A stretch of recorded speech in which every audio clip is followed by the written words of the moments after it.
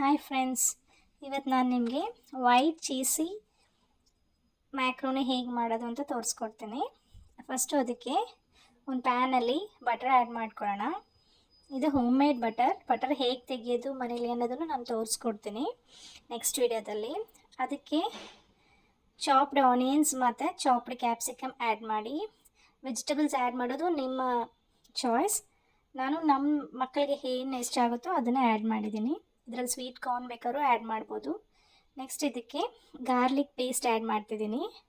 ಸಣ್ಣಕ್ಕೆ ಗಾರ್ಲಿಕ್ನ chop ಮಾಡಬೇಕಾದ್ರೂ add ಮಾಡ್ಬೋದು, but ನಮ್ಮ ಮಕ್ಕಳು ಅದನ್ನು ತೆಗೆದಿಟ್ಬಿಡ್ತಾರೆ ಅಂತ ನಾನು ಈ ಥರ ಪೇಸ್ಟ್ ಮಾಡಿ ಇಟ್ಕೊಂಡಿರ್ತೀನಿ ಯಾವಾಗಲೂ. ಸೊ ಅದನ್ನು ಅವರು ರಿಮೂವ್ ಮಾಡೋಕ್ಕಾಗಲ್ಲ ಡಿಶ್ಶಿಂದ ಅಂತ. ಚೆನ್ನಾಗಿ ಫ್ರೈ ಮಾಡ್ಕೊಳ್ಳಿ. ಆಮೇಲೆ ಸ್ಟವ್ ಸಿಮ್ಮಲ್ಲೇ ಇರಲಿ.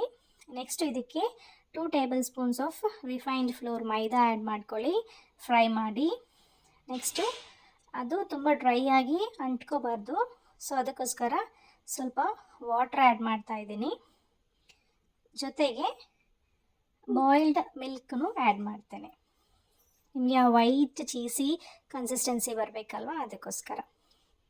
ಕೆಲವರು ಸಾಸ್ ಮಾಡಿ ಆಮೇಲೆ ಮ್ಯಾಕ್ರೋನಿ ಆ್ಯಡ್ ಮಾಡ್ತಾರೆ, ನಾನು ಒಟ್ಟಿಗೆ ಮಾಡ್ತಾಯಿದ್ದೀನಿ.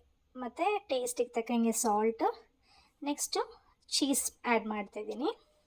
ಇದು ಆ್ಯಕ್ಚುಲಿ ನಾನು ಚೀಸ್ ಸ್ಪ್ರೆಡ್ ತಗೊಂಡಿದ್ದೀನಿ. ಇದು ಈಸಿಯಾಗಿ ಮೆಲ್ಟಾಗಿ ಚೀಸಿ ಕನ್ಸಿಸ್ಟೆನ್ಸಿ ಕೊಟ್ಬಿಡತ್ತೆ, ಅದಕ್ಕೋಸ್ಕರ. ಚೆನ್ನಾಗಿ ಮತ್ತು ಫ್ರೈ ಮಾಡ್ತಾಯಿರಿ. ಈ ಥರ ಬಾಯ್ಲಿಂಗ್ ಕನ್ಸಿಸ್ಟೆನ್ಸಿ ಬಂದಮೇಲೆ ನಮಗೆ ಟೇಸ್ಟ್ಗೋಸ್ಕರ ಸೀಸನಿಂಗೋಸ್ಕರ ಆರಿಗ್ಯಾನೋ ಮತ್ತು ಚಿಲ್ಲಿ ಫ್ಲೇಕ್ಸ್ ಆ್ಯಡ್ ಮಾಡೋಣ. ಇದು ಮಿಕ್ಸ್ಡ್ ಹರ್ಬ್ಸ್ ನಾವು ಮನೇಲೇ ಮಾಡ್ಬೋದು, ಬಟ್ ಆ ಒರಿಜಿನಲ್ ಟೇಸ್ಟ್ ಇರಬೇಕು ಪಾಸ್ತಾದು ಮ್ಯಾಕ್ರೋನಿದು ಅನ್ನೋದಕ್ಕೋಸ್ಕರ ನಾನು ಸ್ಟೋರಿಂದ ತೊಗೊಂಡಿರೋದನ್ನು ಆ್ಯಡ್ ಮಾಡಿದ್ದೀನಿ.